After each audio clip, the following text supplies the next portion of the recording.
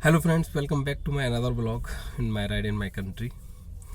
आज मैं बताना चाहता हूँ कि जैसे कि मेरी गाड़ी ऑलरेडी 1,25,000 किलोमीटर प्लस हो चुकी है, तो मेरे को अपनी गाड़ी के ब्रेक पैड, क्योंकि मैंने 80,000 पे अपने ब्रेक पैड चेंज कराए थे, and brake disc and rear brake pad and rear disc plate का खर्चा मेरे को कितना पड़ा और मैंने कहाँ से कराया।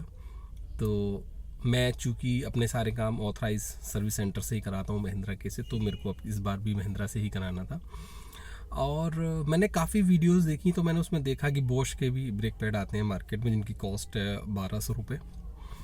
एक TVS कंपनी के भी ब्रेक पैड आते हैं जिसकी कॉस्ट है 1,700 रुपये।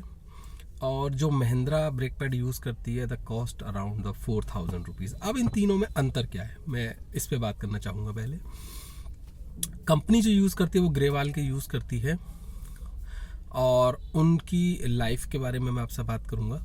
अब पहले बात कर लेते हैं हम बॉश की। बॉश एक बहुत बड़ी कंपनी है, कोई छोटा मोटा नाम नहीं है। ब्रेक पैड चूँकि उसके 1,200 रुपये के आते हैं, 1,200 से 1,700 के बीच में आते हैं, वेरिएशन हो जाता है। किसी के पास पुराने रेट का भी हो सकता है या किसी के पास करंट रेट का हो, तो अराउंड वो 1,700 रुपये का है। तो आप डालें, लेकिन आप नोटिस करेंगे कि वो ब्रेक पैड आप जो ड्राइविंग आप पहले करते थे वही ड्राइविंग आप अभी भी कर रहे हैं, बट आप नोटिस करेंगे कि वो ब्रेक पैड 15 से 18,000 किलोमीटर ही चल पाएंगे, उसके बीच में वो ख़त्म हो जाएंगे ब्रेक पैड। ये तो बात होगी बॉश की। अब बात करते हैं TVS की। TVS का 2,000 से 2,200 के बीच में आता है, तो TVS का भी लगभग बॉश के बराबर ही चलता है। तो ये रीज़न है मेरा TVS और बॉश ना डलवाने का। अब मैं बात करूँगा कि मैंने 4,000 के क्यों डलवाए ग्रेवाल के महिंद्रा से। यार वो चलते हैं 40,000 प्लस, सिर्फ इसलिए, और कोई रीज़न नहीं था। अगर आप कॉस्टिंग की बात करें तो आप देख लें, आपको बॉश भी महंगा पड़ेगा एंड आपको ये भी महंगा पड़ेगा, TVS भी महंगा पड़ेगा। ग्रेवाल आपको, क्योंकि उसकी किलोमीटर की लाइफ अच्छी है, प्राइजेस उसका कम पड़ता है, तो इसलिए मैं और महिंद्रा के सर्विस, महिंद्रा एक्चुअली ग्रेवाल ही यूज़ करती है। दूसरा, अब बात करते हैं डिस्क की। जो महिंद्रा XUV की डिस्क प्लेट आती है फ्रंट की सिंगल, वो आती है 3,500 समथिंग। बॉश की भी आती है, वो 2,100 रुपये की आती है। TVS की भी आती है, वो भी अराउंड 2,200 रुपये के आसपास आती है। अब आप कहेंगे कि सर आपने 3,500 की क्यों लगाई? ये विदाउट GST है, ये केवल मतलब का रेट है डिस्क प्लेट का, अब इसमें GST इंक्लूड नहीं है। तो मैं आपको बता दूं कि नहीं, सॉरी, 3,500 रुपये में ना विद GST पड़ती है। तो मैं आपको बता दूं कि बॉश की भी वो लाइफ वही है।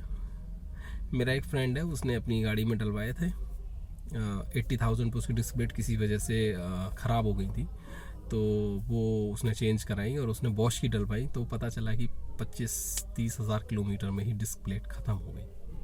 बस यही अंतर है और कोई अंतर नहीं है। अच्छा, अब बात कर लेते हैं रियर डिस्क ब्रेक की। तो रियर ब्रेक पैड जो है मेरे, वो मैंने ऑलवेज 60,000 पे चेंज कराया है, क्योंकि गाड़ी ऑलरेडी पहले मैंने 60,000 पे, 62 अराउंड 63,000 पे चेंज कराया, और इस बार मैंने 1,25,000 पे चेंज कराया, तो वही अराउंड 60 एंड 62,000। बट मैंने पीछे की डिस्क को चेंज नहीं कराया। और एक मैं आपको छोटी सी इन्फॉर्मेशन देना चाहता हूँ कि कभी भी आप ये नोटिस ना करें कि जब तक मेरे ब्रेक पैड बिल्कुल ख़त्म नहीं हो जाएंगे मैं तब तक अपने ब्रेक पैड चेंज नहीं कराऊंगा। मैं रिक्वेस्ट आपसे करूंगा कि प्लीज़, जब भी आपकी गाड़ी एक बार भी अगर गलती से आपको साइन देती है तो आप अपने ब्रेक पैड चेंज कराइए, उससे आपकी डिस्क बचेगी। और डिस्क बचने के बाद आपको अपनी डिस्क पे पॉलिश कराने की ज़रूरत नहीं पड़ेगी, क्योंकि अगर आपने एक बार अपनी डिस्क को पॉलिश कराया तो फिर आप देखेंगे कि उसका वियर एंड टियर बढ़ जाता है डिस्क की पॉलिश कराने से। मैंने क्योंकि अपनी डिस्क की कभी पॉलिश नहीं कराई, तो इसीलिए शायद वो 1,25,000 किलोमीटर चल चुकी है। तो यहाँ पे बात करेंगे कि पॉलिश क्यों नहीं करानी चाहिए। पॉलिश कराने से क्या होता है कि जब हम अपनी डिस्क पे पॉलिश करते हैं, तो जब वो लोग काटते हैं डिस्क को, तो उस पे से वो आपका अराउंड 1 and 2 mm के आसपास काटते हैं, और 1 and 2 mm का मतलब हो गया और आपके 15,000 किलोमीटर की ब्रेकिंग चली गई। ये नुकसान होता है आपको। प्लस वो इतनी हीट हो जाती है कि उसका टेम्पर लूज होने लगता है। वो जिस टेम्पर के लिए बनी है उससे ज़्यादा हीट पे, क्योंकि वो पॉलिश की जाती है, पॉलिश नहीं होती, उसको काटना बोलते हैं लेथ मशीन पे, तो वो उसको जो ना उसके टेम्पर को कम करता है, लूज़ करता है। तो ये एक प्रॉब्लम है। और अगर आप देखेंगे कि अगर आपने अपनी डिस्क प्लेट को पॉलिश कराया है, यानी कि आपने टंच कराया है, तो फिर फेसिंग कराइए उसकी, तो फिर आप नोटिस करेंगे कि आपके ब्रेक पैड भी जल्दी जल्दी जा रहे हैं। ठीक है, ये भी आपको नुकसान होता है। तो अपने ब्रेक पैड को एक लाइफ पे बिल्कुल चेंज कर रहे हैं आप, उससे आपकी ब्रेक पैड की लाइफ अच्छी रहेगी, उससे आपकी डिस्क प्लेट की लाइफ अच्छी रहेगी। क्योंकि मेरे रियर डिस्क प्लेट में मैंने आज तक कोई पॉलिशिंग वगैरह तो मैंने कभी कराया नहीं, तो 62,000 एंड 65,000 अराउंड ये तो मैंने भी चेंज कराया। तो मेरी disc plate is a new, सिर्फ ओनली मेरे ब्रेक पैड चेंज हुए। मेरा खर्चा आया इसमें with labour cost 17,416 rupees total मेरा खर्चा, जिसमें मेरा ऑयल टॉपअप भी था, जिसमें मेरी लेबर भी थी, जिसमें मेरी 2 डिस्क आगे की, 2 और दोनों मतलब disc brake pad and rear disc brake pad, ये सब मेरा हुआ। तो ओके फ्रेंड्स, मिलते हैं एक नेक्स्ट एपिसोड में, एक नेक्स्ट ब्लॉग में और एक नए कंटेंट के साथ।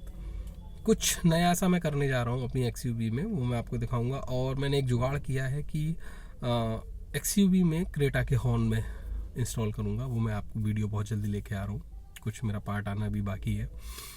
तो मैं आपको प्योर कपलर एंड कपलर, उस क्रेटा के हॉर्न का जस्ट सिंपल एक कपलर, वो आप कहाँ से अरेंज कर सकते हैं, आप कैसे मंगा सकते हैं, वो भी मैं आपको सब बताऊँगा। इजीली आप उसको इंस्टॉल कर सकते हैं। और एक वीडियो मैं बहुत जल्दी लेके आने वाला हूँ अपने फेस लिफ्ट पे, जो मैंने W10 से W11 में कराई है, कि उसमें परेशानी क्या क्या आई और क्या क्या चीज़ की नीड है।